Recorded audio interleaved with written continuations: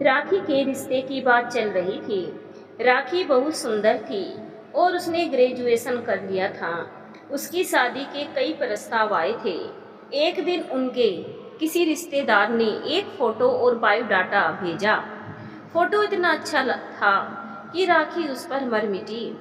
Biodata देखा तो पता चला कि गोपाल सेना में मेजर है और उसके पिता ब्रिगेडियर, उसकी मम्मी प्रोफेसर।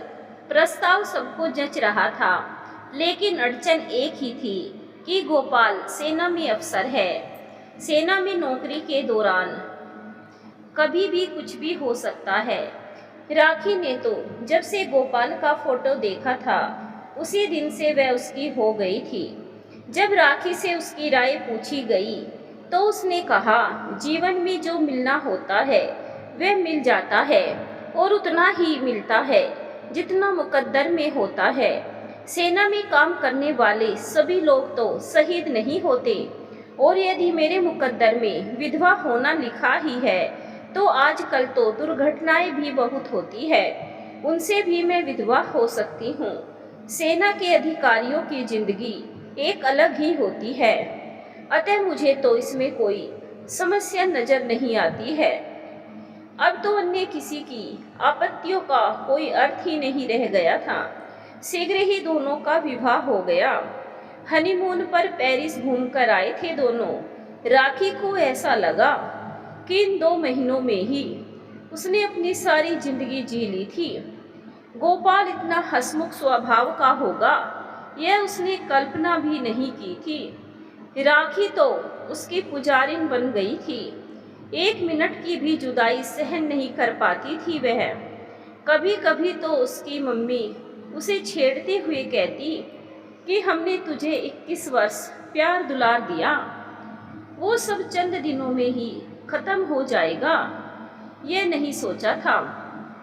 लेकिन साथ में ही वो यह भी कह देती थी कि इससे अच्छी बात और किसी मम्मी के लिए क्या होगी कि उसकी बेटी अपनी ससुराल में इतने आनंद से रह रही है कि उसे मायके आने में भी मन नहीं है।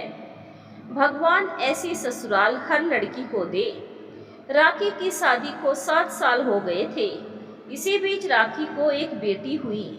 राखी उसका नाम गोपाल के नाम पर गोपी रखना चाहती थी, लेकिन गोपाल जिद पर अड़ गया कि बिटिया का नाम राखी के नाम पर रखा जाएगा, और उसका नाम रखा गया राशि। गोपाल की पोस्टिंग कारगिल में हो गई। एक बार तो राखी का दिल धड़का, लेकिन उसने सोचा कि यह तो काम का हिस्सा है, कभी कारगिल तो कभी सियाचिन, कहीं भी हो सकती है गोपाल की पोस्टिंग। उसने एक झटके में बुरे ख्याल दिल से निकाल दिए।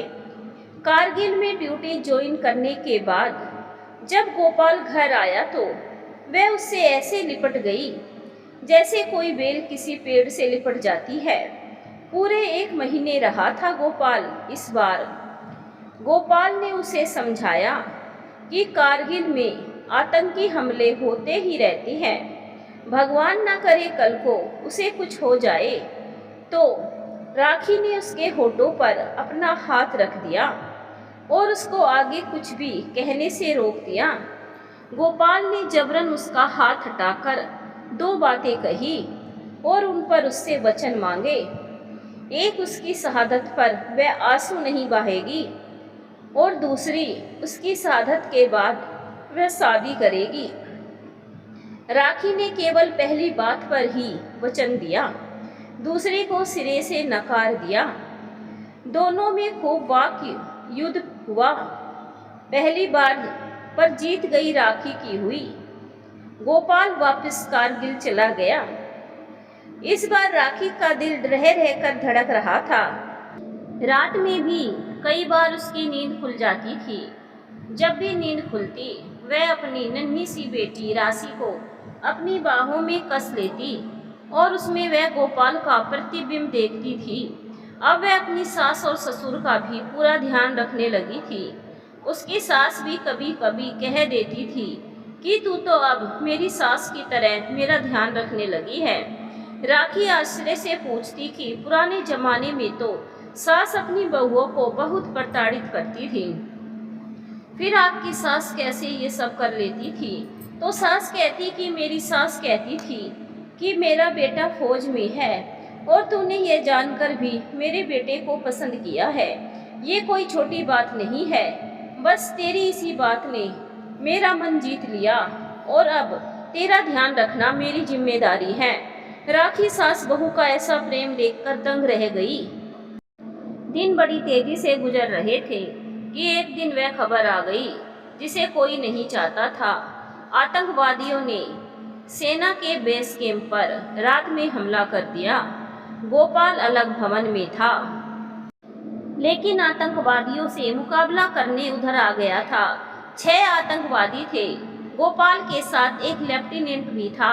दोनों ने बहादुरी दिखाते हुए उनका सामना किया और उनको नेस्तनाबूद कर दिया। मरते मरते एक आतंकी ने एक बम उनकी ओर उछाल दिया। गोपाल ने अपने लेफ्टिनेंट को धक्का देकर दूर कर दिया और खुद ने उस बम को जूते की ठोकर से किक मारकर परे फेंक दिया, लेकिन इसी बीच वह फट गया।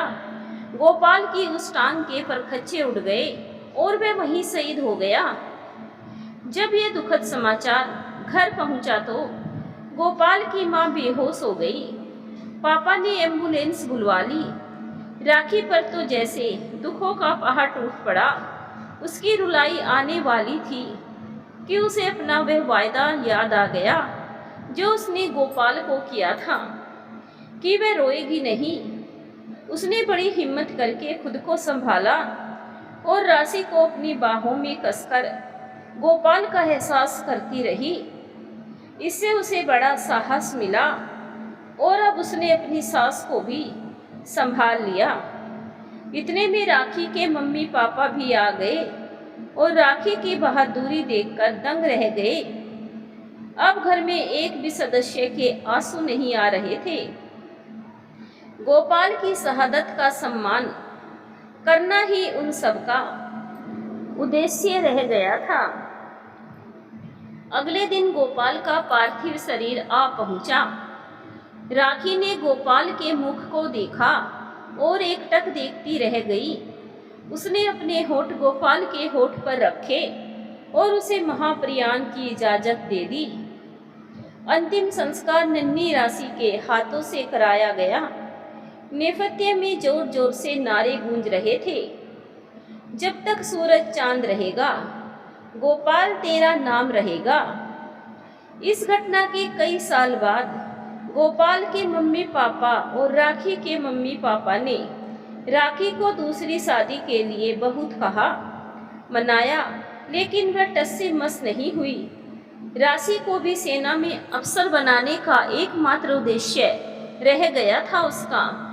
बस इसी उद्देश्य के लिए वह समर्पित हो गई। दोस्तों, ये कहानी हमारी यहीं समाप्त होती है। यहाँ से हम दूसरी कहानी शुरू करेंगे, तो आप ध्यान से सुनो। शहर के बीचों बीच एक बड़ी से किराने की दुकान चलाने वाले एक सफल व्यापारी राजेंद्र जी के चेहरे पर आज 12 बजे हुए थे। सकल सूरत से ऐसा लग रहा था मानो उनका सब कुछ लुट गया हो। क्या हुआ भाई राजेंद्र? बड़ी गंभीर मुद्रा में बैठे हो। दुकान के अंदर आते हुए उनके एक दोस्त ने पूछा तो गहरी सांस लेते हुए राजेंद्र जी बोले, भाई सारी परेशानी ही यही है कि कुछ हुआ ही नहीं है। क्या मतलब? दोस्त ने पूछा। तो बुझे मन से राजेंद्र जी बोले, भाई ऊपर वाले ने मुझ पर बहुत ज्यादती की है। एक के बाद एक बेटी देने में तो कोई कसर नहीं छोड़ी, लेकिन बेटा एक भी नहीं दिया। कितने वर्षों से इस इंतजार में हूँ कि एक बेटा हो जाए तो उस पर जी भर के अपना प्यार दुलार लुटा सकूं। लेकिन फूटी किस्मत मेरी, कल मेरी पत्नी ने तीसरी बेटी को जन्म दे दिया। हर बार बेटे की चाहत रखता हूँ, लेकिन फिर से बेटी ही धमक पड़ती है। अरे यार, तू भी किस जमाने में जी रहा है? आजकल बेटा और बेटी में कोई फर्क थोड़ी ना है। और वैसे भी भगवान ने जो दे दिया उसी में खुश रहना चाहिए। लेकिन राजेंद्र जी अपने दोस्त की बातों से सहमत नहीं थे। बेटे की चाहत के पक्ष में उनके पास बहुत सी दलीलें थी। थोड़ी देर बातचीत करके राजेंद्र जी का मित्र तो वहाँ से चला गया। लेकिन उसके समझाने के बावजूद उनके चेहरे पर छाए हुए मायूसी और निराशा के बादल बदस्तूर कायम थे। रात को अपने घर वापस लौटे तो उनकी पत्नी ने नवजात बच्ची को उठाया हुआ था, जिसे देखते ही उनके क्रोध की सीमा ही ना रही और जोर जोर से चिल्लाना शुरू कर दिया। न जाने यह औरत है या बेटियां पैदा करने की मशीन। एक बेटा नहीं दिया जाता तुझसे। वह पड़ोस वाले मिश्रा जी 10 दिन पहले उनका बेटा पैदा हुआ तो उन्होंने मोहल्ले भर में ढोल बजवाए थे, ये कहकर कि अगर आस पड़ोस के लोग जाने नहीं कि घर में बेटा हुआ है तो खुशी कैसी। और यहाँ हमारे घर में मातम पसरा हुआ है केवल तुम जैसी मनहूस औरत की वजह से। कहते कहते वह मारपीट पर उतर आए। लेकिन उनकी पत्नी रमा बेचारी करती भी तो क्या, यह सब उसके बस में तो था नहीं। कोई कसूर ना होते हुए भी उसे हर बार कसूरवार बना दिया जाता और वही बिटिया तो राजेंद्र जी को अपनी कट्टर दुश्मन लगती थी। सारा दिन उनके पिता उन्हें डांटते फटकारते रहते और आते जाते 2-4 चपत तो उन्हें लगा ही देते थे। अब तो लड़ाई झगड़ा उस घर में हर रोज की बात हो गई थी। एक और राजेंद्र के सब्र का बांध टूटकर धराशायी हो रहा था तो वहीं दूसरी ओर राजेंद्र की माँ और रिश्तेदारों ने भी उसके दिल में यह बात बैठा दी कि परिवार का नाम तो बेटे से ही होता है। अगर हमारे कुल में बेटा पैदा नहीं हुआ तो हमारा वंश यही खत्म हो जाएगा। इस बात पर रमा ने अपने पति को लाख समझाने की कोशिश की कि लड़के लड़कियों में कोई फर्क नहीं है।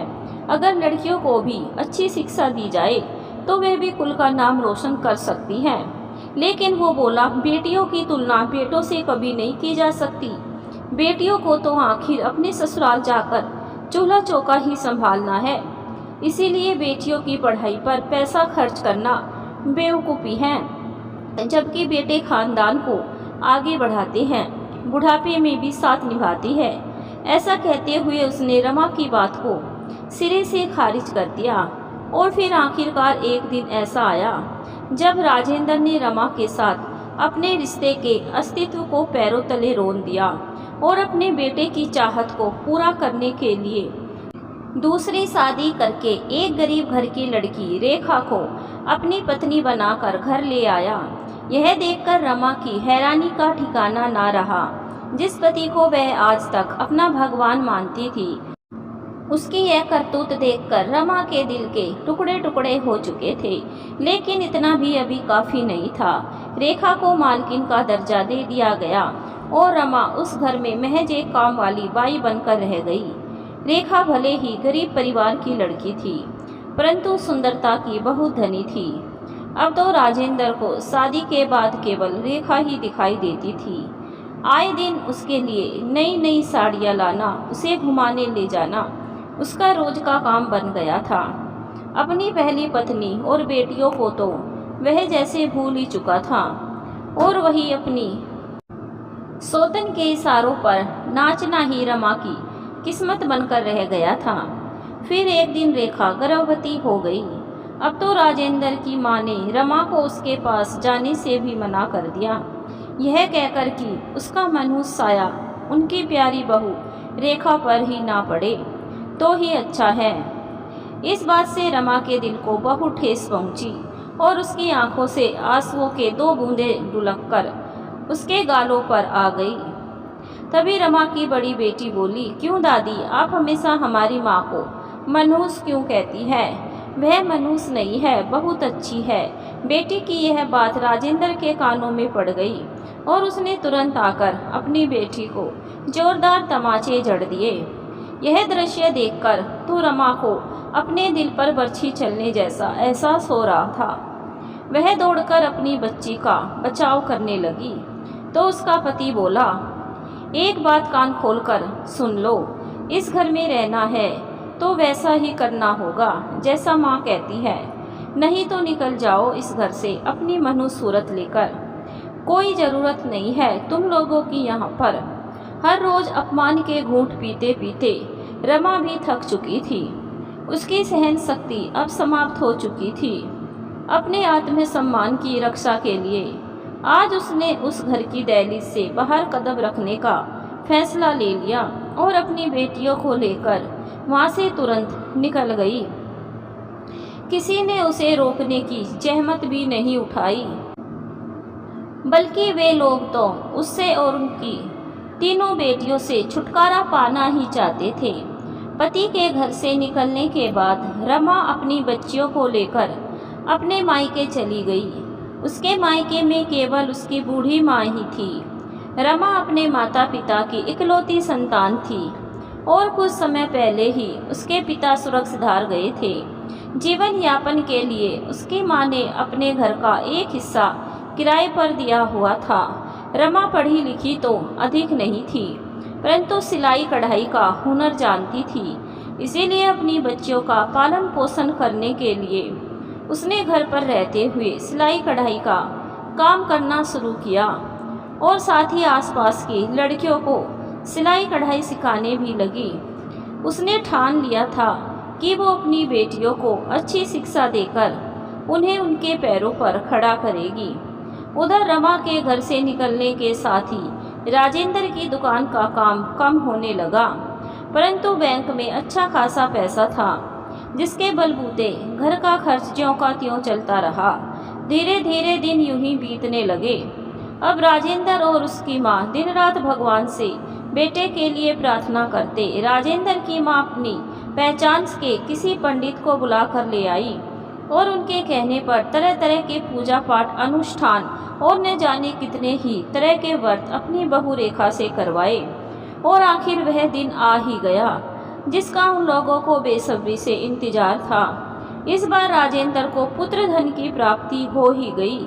आखिरकार हमारे खानदान का कुल दीपक आ ही गया जो हमारा घर रोशन करेगा। ऐसा कहते हुए राजेंद्र की माँ खुशी से फूली नहीं समा रही थी। उधर बेटे के पैदा होने के छठे दिन एक बहुत भव्य कार्यक्रम का आयोजन करने का निर्णय लिया गया। हालांकि धूमधाम से कार्यक्रम करने के लिए राजेंद्र के पास अब पैसे नहीं बचे थे, लेकिन फिर भी बेटे की खुशी मनाने के लिए उसने कर्ज लेकर जात बिरादरी, पड़ोसी और रिश्तेदारों को शानदार पार्टी दी। ढोल बजवाए गए। आखिरकार उनकी सबसे बड़ी मुराद जो पूरी हो चुकी थी, परंतु अब दुकान का काम बिल्कुल ठप हो चुका था। इसीलिए अपनी जमीन का कुछ हिस्सा बेचकर राजेंद्र ने जैसे तैसे वह कर्ज उतारा। धीरे धीरे समय बीतने लगा। जो राजेंद्र अपनी बेटियों के खाने पीने और मूलभूत आवश्यकताओं को भी नज़रअंदाज कर देता था, वही अब अपने बेटे को अच्छे से अच्छा भोजन, कपड़े और ज़रूरत की सभी वस्तुएं उपलब्ध करवा रहा था। बेटे को अच्छे इंग्लिश मीडियम स्कूल में पढ़ा रहा था। इसी दौरान एक दिन राजेंद्र की माताजी सुरक्षित हार गई। यूं ही समय गुजरता गया और अब उनका बेटा बड़ा हो चुका था और कॉलेज में होटल मैनेजमेंट की पढ़ाई कर रहा था। उसका यही सपना था कि पढ़ाई पूरी करने के बाद कोई नौकरी ना करके एक अच्छा सा आलीशान होटल खोले। कॉलेज में पढ़ाई के दौरान वह एक लड़की को पसंद करने लगा और धीरे धीरे बात इस हद तक बढ़ गई कि दोनों ने एक दूसरे से शादी करने का फैसला कर लिया। माता पिता जो अपनी बहू को लेकर आने के लिए बहुत उत्सुक थे और पहले से ही अपने बेटे के लिए लड़की देख रहे थे, यह जानकर बहुत खुश हुए। बेटे की पसंद को ही अपनी पसंद मानकर उन्होंने इस रिश्ते के लिए हाँ कर दी। दोनों की होटल मैनेजमेंट की पढ़ाई पूरी होते साथ ही उनकी मंगनी कर दी गई और 1-2 महीने के भीतर भी शादी भी हो गई और बहू घर पर आ गई। माता पिता दोनों का तो मानो स्वर्ग मिल गया हो। अब अपना होटल खोलने के लिए उनके बेटे नीरज को बहुत सारे धन की आवश्यकता थी। आखिर इतना पैसा कहाँ से जुटाया जाए, यह सोच सोचकर राजेंद्र परेशान था, परंतु अपने बेटे की इच्छा पूरी करने के लिए वह किसी भी हद तक जाने को तैयार था। इसीलिए उसने अपनी दुकान और बाकी बची जमीन भी बेचने का फैसला कर लिया। ये सब बेचकर उसे अच्छा खासा धन प्राप्त हो गया था। अब माता पिता अपने और अपने बेटे के भविष्य के सुनहरे सपने संजोने लगे और जल्दी ही होटल बनाने का काम शुरू हो गया। लेकिन होटल बनाने के काम में पैसा बहुत तेजी से खर्च होने लगा और बिल्डिंग खड़ी करने में ही उनका सारा धन समाप्त हो गया। फिर बेटे बहू ने कहा कि इतना बड़ा होटल होते हुए हमें घर की क्या ज़रूरत है, वहीं पर ही अपने रहने का इंतजाम भी कर लेंगे और मकान बेचकर बाकी के पैसों की ज़रूरत भी पूरी हो जाएगी। हालांकि राजेंद्र और उसकी पत्नी का अपना मकान बेचने का बिल्कुल भी दिल नहीं था, परंतु बेटे बहू द्वारा समझाए जाने पर वे अपना मकान भी बेचने को तैयार हो गए, यह सोचकर कि आखिर सब कुछ बेटे का ही तो है, हमारे बाद भी तो इस सब का मालिक बेटा ही होगा। और अपना मकान बिकवाने के लिए एक प्रॉपर्टी डीलर जो कि राजेंद्र का मित्र था उसे फ़ोन किया और उसे सारी बात बताते हुए अच्छे दाम पर अपना मकान बिकवाने को कहा। यह सुनकर उसका दोस्त चौंक गया और बोला, अरे भाई, बेटे के प्रति प्यार होना जायज़ है, लेकिन इतना भी नहीं होना चाहिए कि इंसान उसके प्यार में अंधा ही हो जाए। सब कुछ अपने बेटे पर न्योछावर कर देना कोई अक्लमंदी वाली बात नहीं है। अपने बुढ़ापे के लिए भी कुछ बचा कर रखना चाहिए। माना कि तुम्हारा सब कुछ तुम्हारे बेटे का है, लेकिन तुम लोगों के जाने के बाद अपनी कमाई हुई जीवन भर की दौलत तो बुढ़ापे में लाठी के समान होती है। लेकिन उस सब को दांव पर लगाने के बाद तुम अब अपना मकान भी बेचने को तैयार हो, यह बात तो ठीक नहीं है। मित्र की बात सुनकर राजेंद्र जी बोले, अरे यार, जिस धन दौलत को तो बुढ़ापे की लाठी का नाम दे रहे हो, दरअसल वह दौलत नहीं, बुढ़ापे की लाठी तो बेटा होता है और मेरा बेटा बहुत लायक है। तुम देखना, एक दिन मेरा बेटा आसमान की ऊंचाइयों को छुएगा और हम दोनों की बुढ़ापे में खूब सेवा करेगा। फिर मित्र ने कहा, लेकिन राजेंद्र, वह मकान तो तेरे माता पिता की निशानी है, एक बार बेचने से पहले विचार जरूर करना। अरे विचार क्या करना है, सब कुछ किसी का तो है, राजेंद्र ने कहा। तो मित्र ने चिंता जताई, पर अपना मकान बेचकर तुम रहोगे कहाँ, क्या यह सोचा है? अरे मेरी जीवन भर की पूंजी से इतना बड़ा होटल खड़ा कर रहा है मेरा बेटा, तो क्या हमारे रहने की व्यवस्था नहीं करेगा? कहता है आप लोगों के रहने की व्यवस्था एक बड़े से आलीशान कमरे में करवा दूंगा। ऐसा कहते हुए राजेंद्र जी हंसने लगे और बोले, बहुत भाग्यशाली है हम लोग जो हमें नीरज जैसा बेटा मिला। इतना सब समझाने के बाद भी जब राजेंद्र जी नहीं माने तो उनके मित्र ने कहा, तू मेरा खास दोस्त है, इसीलिए तुझे समझा रहा हूँ, बाकी जैसे तुझे ठीक लगे। ऐसा कहकर उनके मित्र ने फ़ोन रख दिया।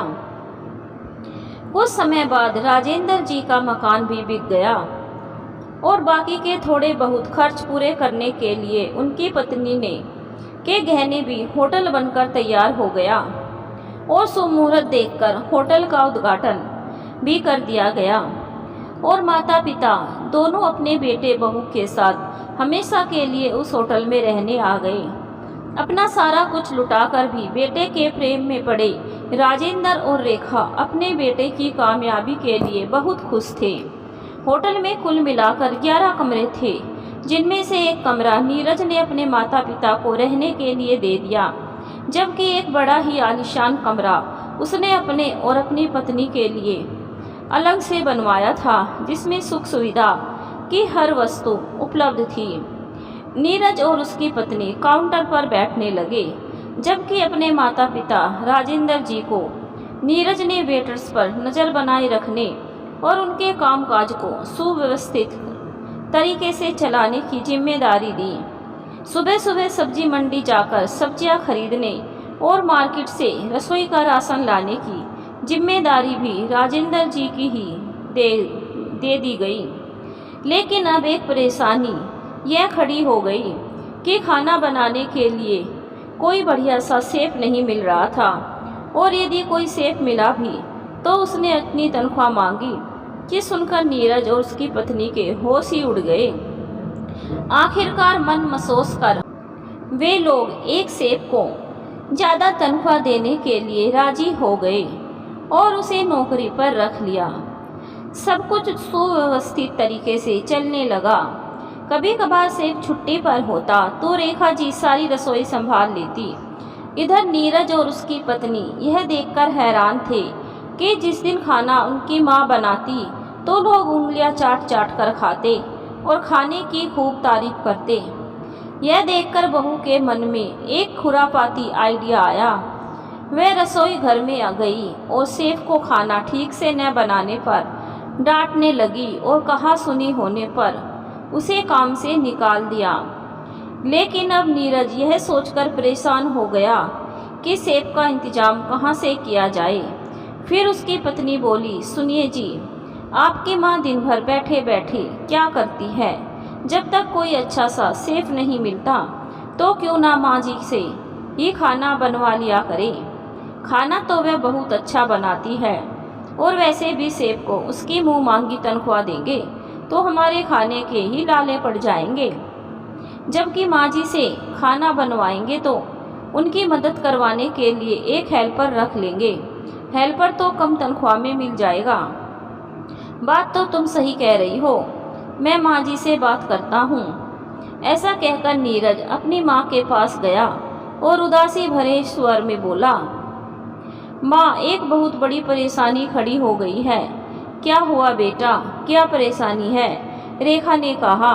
तो नीरज बोला, माँ, दरअसल बात यह है कि होटल में खाना बनाने के लिए कोई अच्छा बावर्ची नहीं मिल रहा है। अब मैं अपने ग्राहकों को क्या खिलाऊंगा? तभी उसकी माँ बोली, इसमें क्या बड़ी बात है?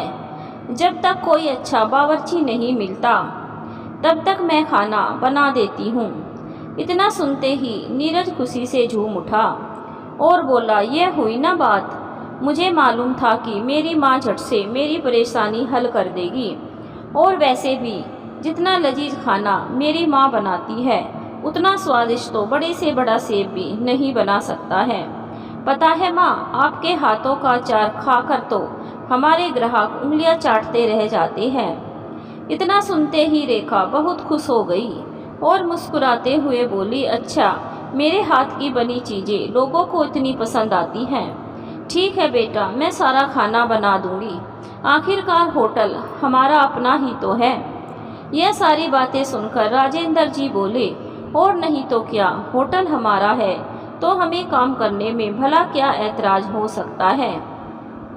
अब देखो, जब काम ज़्यादा होता है मैं भी तो वेटर वाले सारे काम कर लेता हूँ, इसमें क्या बुराई है? फिर रेखा बोली, बिल्कुल, हम तो बस यही चाहते हैं कि हमारे बच्चे खूब तरक्की करें। अच्छी बात है रेखा, ग्राहक आने लगे हैं, तुम रसोई का काम देखो, तब तक मैं ग्राहकों को देखता हूँ। ऐसा कहकर राजेंद्र जी कमरे से बाहर चले गए। कुछ दिन यूं ही बीत गए। एक दिन शहर में किसी राजनीतिक पार्टी की रैली का कार्यक्रम था, जिस कारण शहर के बहुत से होटल बुक करवाए गए थे। नीरज के होटल में भी उन लोगों ने 10 कमरे बुक करवाए। नीरज के लिए यह कमाई का अच्छा मौका था, लेकिन अब परेशानी यह थी कि केवल 9 ही कमरे खाली थे, क्योंकि 10वें कमरे में उसके माता पिता रहते थे। इसी सोच में नीरज गुम बैठा था। तभी उसकी पत्नी बोली, लो, इसमें कौन सी परेशानी वाली बात है? 2 दिनों के लिए माँ बाबूजी का सामान वहाँ से हटा देते हैं, फिर तो कोई परेशानी नहीं होगी। अब एक कमरे के 5,000 प्रतिदिन मिलेंगे तो हम ये मौका थोड़े ही ना छोड़ेंगे। फिर नीरज बोला, अरे लेकिन माँ बाबूजी कहाँ रहेंगे? रसोई घर में। और कहाँ? रसोई घर में तो बहुत जगह है, आखिर 2 दिनों के लिए तो एडजस्ट कर ही सकते हैं ना। ठीक है, 2 दिन के लिए उनका इंतजाम रसोई घर में करवा देते हैं। ऐसा कहकर नीरज ने अपने माता पिता का सामान रसोई घर में शिफ्ट करवा दिया और अपने माँ पिताजी को 2 दिन के लिए रसोई घर में ही रहने को कह दिया। रसोई घर में बिछी चादर पर लेटे लेटे राजेंद्र भी सोचने लगे कि कहीं उन्होंने अपना सब कुछ बेचकर कोई बहुत बड़ी गलती तो नहीं कर दी, कहीं मित्र की कही बात सच ना हो जाए। सोच सोचकर उनका कलेजा मुंह को आने लगा था। उधर उनकी पत्नी रेखा को भी कमर दर्द के कारण नींद नहीं आ रही थी, परंतु 2 दिन की ही बात है, यह सोचकर उन्होंने जैसे तैसे अपने मन को समझा लिया। अगले दिन होटल का रेस्टोरेंट राजनीतिक पार्टी के लोगों से पूरा भरा हुआ था। रेखा जी बड़ी फुर्ती से चाय नाश्ता बनाने लगी। तो वहीं दूसरी ओर राजेंद्र जी सबके लिए चाय नाश्ता लेकर आ रहे थे। इसी दौरान राजनीतिक पार्टी के मुखिया ने राजेंद्र जी की ओर देखते हुए जोर से आवाज लगाई, अरे ओ वेटर। राजेंद्र जी ने यहाँ वहाँ देखते हुए कहा, क्या आपने मुझे वेटर कहा? और नहीं तो क्या, वेटर को वेटर कहकर नहीं बुलाऊंगा तो क्या सेठ जी कहकर बुलाऊंगा? ऐसा कहकर वह अपने साथियों की ओर देखकर जोर से हंसा और फिर बोला, जा मेरे लिए चिकन और शराब लेकर आ। लेकिन सर, हमारे यहाँ यह सब नहीं मिलता, राजेंद्र जी गंभीर स्वर में बोले। फिर उस आदमी ने अपनी जेब से कुछ पैसे निकाले और टेबल पर पटकते हुए बोला, तो सामने वाली दुकान से लेकर आ। बिल्कुल नहीं, मैं यह काम नहीं करूँगा। आपको खाना है तो वहीं जाकर खा लीजिए। राजेंद्र जी गुस्से से बोले, अरे इतना घमंड, कहाँ का नवाब है तू? वह आदमी आग बबूला होते हुए बोला। तो राजेंद्र जी ने कहा, कहीं का नवाब तो नहीं हूँ, लेकिन इस होटल के मालिक का बाप जरूर हूँ। इतना कहकर राजेंद्र जी वहाँ से चले गए। इतनी बात सुनते ही उस आदमी ने क्रोधित स्वर में नीरज को आवाज़ दी और राजेंद्र जी की ओर इशारा करता हुआ बोला, कौन है वह आदमी? कोई नहीं, वह तो वेटर है। नीरज ने कंधे उचकाते हुए कहा, लेकिन वह तो सोम को तुम्हारा पिता बता रहा था। उस आदमी ने कहा। तो नीरज बोला, अरे नहीं नहीं, वह मेरे पिता नहीं है। गांव में हमारे पुश्तैनी घर में नौकरी किया करता था। ये बूढ़ा गरीब आदमी ईमानदार था तो यहाँ भी नौकरी पर रख लिया। दुनिया में इसका कोई अपना नहीं है, इसीलिए मुझे ही अपना बेटा कहता है। वैसे मेरा उससे कोई रिश्ता नहीं है। अच्छा, तो यह बात है। मेरे सामने जुबान तो ऐसे लड़ा रहा था जैसे कोई बहुत बड़ा अफसर हो। अपने इस 2 कौड़ी के नौकर को बोल कि मुझसे माफ़ी मांगे। अपने बेटे और उस आदमी के बीच हुई सारी बातें राजेंद्र जी खड़े हुए सुन रहे थे। उनके दिल में अपमान की ज्वाला भड़क रही थी। तभी नीरज ने उन्हें इशारे से अपने पास बुलाया और बोला, देखिए ग्राहक तो हमारे भगवान समान होते हैं। आपको कोई हक नहीं है कि आप उनका अपमान करें। चलिए अब जल्दी से इनसे माफ़ी मांगिए। अरे कमाल करते हो तुम, मैं किस लिए उससे माफ़ी मांगूं? गलती उसने की है, मैंने नहीं। मैंने केवल इतना ही कहा था कि हमारे यहाँ मीट शराब नहीं मिलता, तो मेरे सामने पैसों की धौंस दिखाता हुआ बोला कि मुझे बाहर से ला कर दो। बदतमीजी इस आदमी ने की है तो माफ़ी मैं क्यों मांगूं? उसी समय नीरज अपने पिता पर बरस पड़ा। क्या आपको एक बात समझ नहीं आता? जब मैंने कहा माफ़ी मांगो तो आपको माफ़ी मांगनी ही पड़ेगी। बेटे के कहने पर अपने आत्मसम्मान को ताक पर रखकर उन्होंने माफ़ी मांगी। फिर नीरज ने उन्हें बाहर से मीट और शराब लाने को कहा।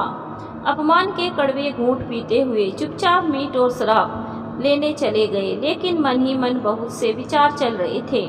आज उन्हें अपने मित्र की वह चेतावनी याद आ रही थी जो मकान बेचने से पहले उसने उन्हें दी थी। आज उन्हें अपना घर बहुत याद आ रहा था। उधर रसोई घर में सबके लिए खाना बनाते बनाते रेखा जी बेहाल हो रही थी। आज उनका हेल्पर भी छुट्टी पर था। जब खड़े रहना उनके लिए असंभव हो गया तो खाना बनाना छोड़कर वह रसोई घर के एक कोने में बिछी चादर पर लेट गई। इधर सब लोग खाने का इंतजार कर रहे थे। आखिर खाना अभी तक आया क्यों नहीं, यह देखने के लिए जैसे ही नीरज रसोई घर में गया तो अपनी माँ को वहाँ लेटे हुए पाया। यह देखते ही वह माँ पर भड़क पड़ा। वहाँ इतने लोग खाने का इंतजार कर रहे हैं और आप यहाँ आराम फरमा रही है। वह बेटा, गर्मी और धुएं के कारण मेरा दम घुट रहा था, खांसी रुक नहीं रही थी, मुझसे खड़ा नहीं हुआ जा रहा था, इसीलिए मैं थोड़ी देर लेट गई थी। लेकिन सारी सब्जियां मैंने तैयार कर रखी हैं, बस दाल को तड़का लगाना बाकी है। वो काम तुम बहू से करवा लो, मुझसे तो खड़ा नहीं हुआ जाएगा। ठीक है, चलिए मैं आपको डॉक्टर के पास ले चलता हूँ। ऐसा कहकर नीरज ने अपनी पत्नी को रसोई संभालने के लिए कहा तो वह भड़क गई, लेकिन कोई और रास्ता भी नहीं था। इसीलिए जलते भुनते हुए वह रसोई में चली गई। थोड़ी देर में नीरज अपनी माँ को लेकर डॉक्टर के पास पहुँचा तो डॉक्टर ने बताया कि फेफड़ों पर असर पड़ा है और कमजोरी भी बहुत है। समस्या और अधिक ना बढ़ जाए इसीलिए कुछ दिनों के लिए अस्पताल में ही रखना होगा। लेकिन फिर होटल का काम कैसे चलेगा, यह सोचकर नीरज ने डॉक्टर से कहा, नहीं, हम उन्हें अस्पताल में एडमिट नहीं करवा सकते। आप दवाइयाँ दे दीजिए, ज़रूरी हो तो इंजेक्शन दे दीजिए। हम इनका घर पर ही अच्छे से ख्याल रखेंगे। डॉक्टर ने लाख समझाने की कोशिश की कि इस समय लापरवाही करना उचित नहीं है, मगर वह नहीं माना और दवाई लेकर अपनी माँ को अपने साथ वापस ले आया। वापस लौटकर रेखा जी फिर से काम पर लग गई। राजेंद्र जी ने अपने बेटे को बहुत समझाया कि तुम्हारी माँ की तबीयत ठीक नहीं है, या तो रसोई का काम बहू से करवाओ, नहीं तो कोई बावर्ची रख लो। लेकिन अब तुम्हारी माँ यह काम नहीं करेगी, आपकी बहू से यह सब काम नहीं होगा। मैं जल्दी ही सेब का इंतजाम करूँगा। ऐसा कहकर नीरज चला गया। दोपहर के समय खाना बनाते हुए धुएं के कारण रेखा की तबीयत ज़्यादा बिगड़ने लगी और बेहोश हो गई। तभी नीरज को खाना जलने की बू आई। तेजी से अंदर गया और चिल्लाने लगा, जब देखो बीमारी का बहाना करके पड़ी रहती हो, सारा खाना जला दिया। तभी उसकी पत्नी आई और बोली, यह दोनों तो मुफ्त की रोटियां ही तोड़ेंगे, इनसे कोई काम नहीं होगा। तभी राजेंद्र जी आवाज़ सुनकर अंदर आए और गुस्से से बोले, लानत है ऐसी औलाद पर, अपनी सारी पूंजी हमने तुझ पर कुर्बान कर दी, यह सोचकर कि बेटा हमारा बुढ़ापे में सहारा बनेगा।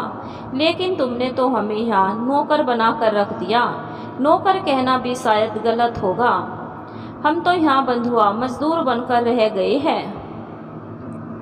अपनी पत्नी के पास जाकर उसे झंझोड़ते हुए बोले, रेखा क्या हुआ, उठो, अब हम यहाँ नहीं रहेंगे। मैं तुम्हारा अच्छे से इलाज करवाऊंगा, तुम जल्दी ही ठीक हो जाओगी। लेकिन यह सब सुनने के लिए रेखा जीवित ही कहाँ थी। राजेंद्र जी चिल्लाते रह गए, लेकिन उनकी पत्नी के शरीर में कोई हरकत नहीं हुई। नहीं, तुम मुझे छोड़कर नहीं जा सकती रेखा, कहते हुए राजेंद्र जी जोर जोर से चिल्लाने लगे। आज वे अपना सब कुछ खो चुके थे। सब कुछ गंवाकर उन्हें एक बात तो समझ में आ गई थी कि भले अपना ही खून क्यों ना हो, भले ही उससे जी जान से प्यार क्यों ना करते हो, लेकिन उसे केवल उतना ही देना चाहिए जितना उचित हो। अपने बुढ़ापे को कभी नहीं भूलना चाहिए।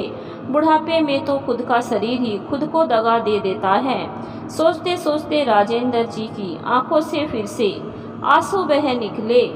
अंतिम संस्कार के समय जब बेटा चिता को अग्नि देने लगा तो राजेंद्र जी जोर से चिल्ला पड़े, तुम यह हक खो चुके हो, तुम ही मेरी पत्नी के कातिल हो। ऐसा कहते हुए उन्होंने अपनी पत्नी का अंतिम संस्कार स्वयं किया।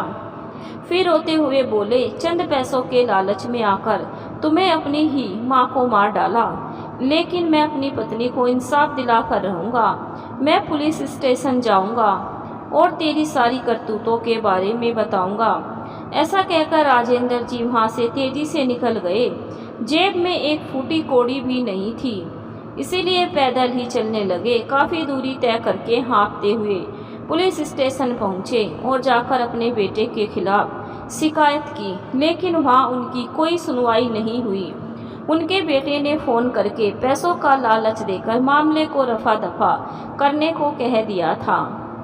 बहुत मिन्नतें करने के बाद भी जब किसी ने कंप्लेंट दर्ज नहीं की तो वहीं एक व्यक्ति ने उन्हें सलाह दी कि उन्हें पुलिस अध्यक्ष के पास जाना चाहिए। एक सप्ताह पहले ही एक महिला पुलिस अध्यक्ष ने नौकरी ज्वाइन की है, जो बहुत ईमानदार और न्यायप्रिय है। यह बात सुनकर राजेंद्र जी तुरंत वहां से पुलिस अध्यक्ष के ऑफिस चले गए और उसके पैरों में गिरकर गिड़गिड़ाने लगे। अपने पिता समान व्यक्ति को अपने पैरों में गिरते देख पुलिस अध्यक्ष ने उन्हें उठाया और सामने कुर्सी पर बिठाया। फिर पानी दिया और उनकी परेशानी का कारण पूछा तो राजेंद्र जी ने रोते हुए अपना सारा हाल उसके सामने बयां कर दिया।